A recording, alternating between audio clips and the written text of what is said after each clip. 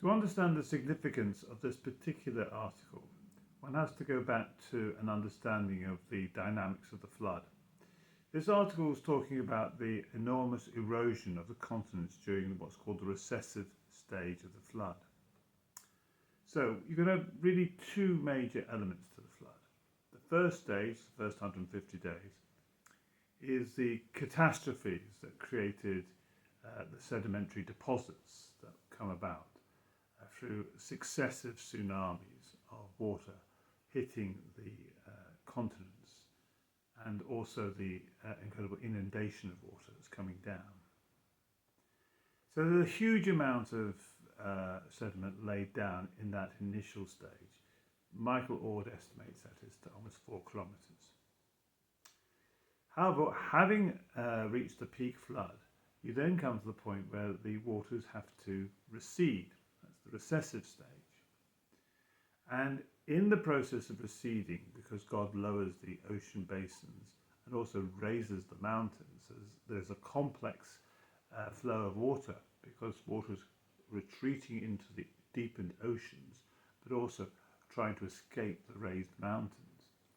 The effect is going to leave scarring on the landscape, and a lot of the topography of the world bears evidence to this incredible aspect of the flood, this waters rushing from the land into the oceans.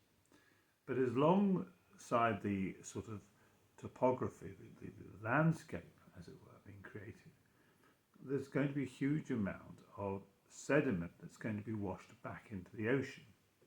Sediment that was originally created during the first stage is going to go back, and Michael Ord estimates almost half the sediment retreats back into the ocean, about 2 kilometres of it.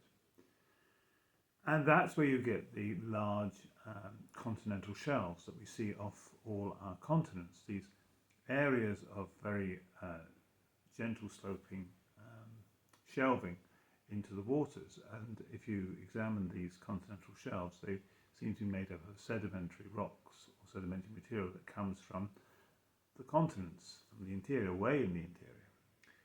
And there's no gradual processes today that would create these type of continental shelves.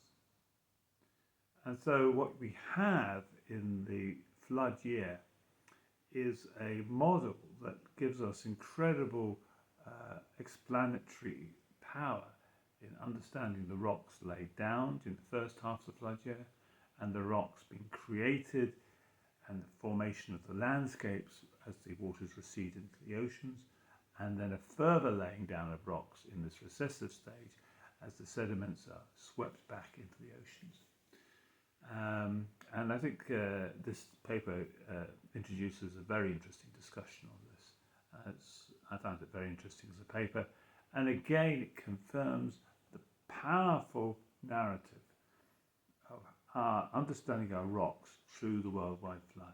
It actually makes sense of the rocks we have, and I long to see geology departments and geologists actually take the worldwide flood seriously and examine what it means, and I think they'll be surprised how much of their geological questions will be answered by the worldwide flood. And of course the most important thing is it then authenticates that the Bible is an accurate record from God, with the important fact that obviously the Bible contains the narrative of how we get saved, which is the most important thing after all. Well, thank you very much for listening.